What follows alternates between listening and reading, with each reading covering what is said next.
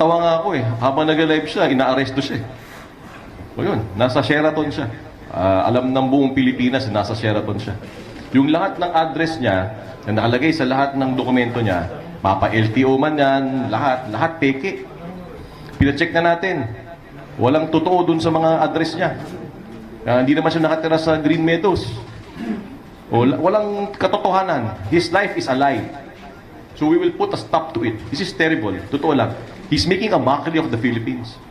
So kung ang tanong ba't namin pinag-aaksaya ng oras to? Ang dami na nabiktima nito. Ito yung simbolo ng kawalangian sa Pilipinas. Hinto na natin to. Tapos na yung circus. Finish na.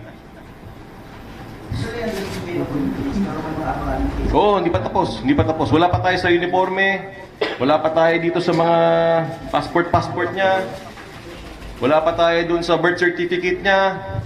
Wala pa tayo kay Lacanilaw. Kung nakikinig si Asik Lacanilaw sa atin, pre, pagkakataon mo na. Sa mga kaibigan natin, tawa ako sorry. Sa mga kaibigan natin sa NBI, sasampalin daw kayo nito. Baka gusto nyong kasuhan.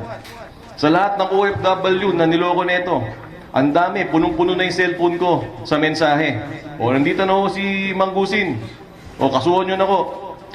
Meron siyang, di ko lang kung masasabi ko, i-blip nyo na lang. Meron siyang pinaparatingan na sinasabi niya, letter K daw yung isang taong gobyerno at letter S daw yung isang taong gobyerno. Obviously, ako yung pinatutungkulan niya. Sige, sabihin mo sa mukha ko. Sabihin mo sa mukha ko ngayon. Kaya mo sabihin? Anong pangalan ko? Ba't yung masabi? Diba? Ito ang simbolo ng kawalangian sa Pilipinas.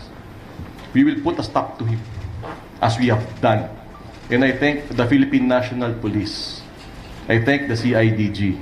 I thank the Civil Security Group. I thank the Anti-Cybercrime Group. Si Executive Director Aboy Paraiso na nananahimik lang din sa sulok na nadami pa dito sa teleseryeng ito. Yung kanyang pag-takedown ng mga social media pages ng nitong taong ito. Nito Norman Manggusin na to.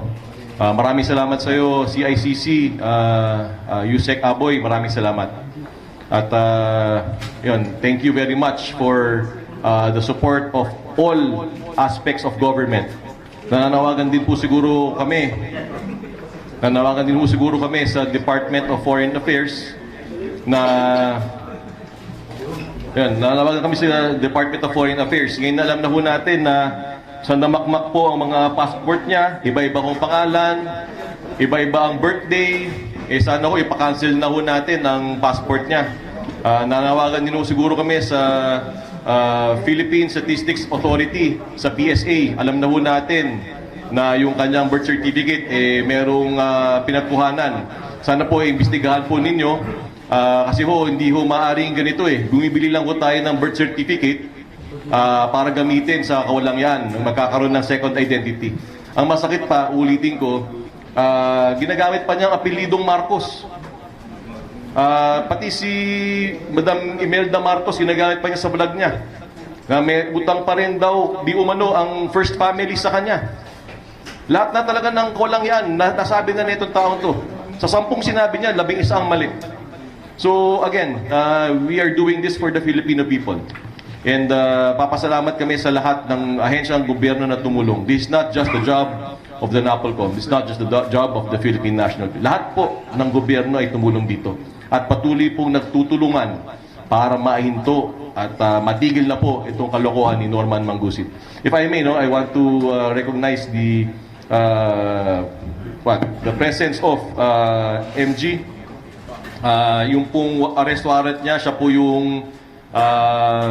siya at ang pamilya niya ang siyang binastos, which led to the issuance of the warrant of arrest in Parañaque. Maybe MG, maybe you could give us a few words.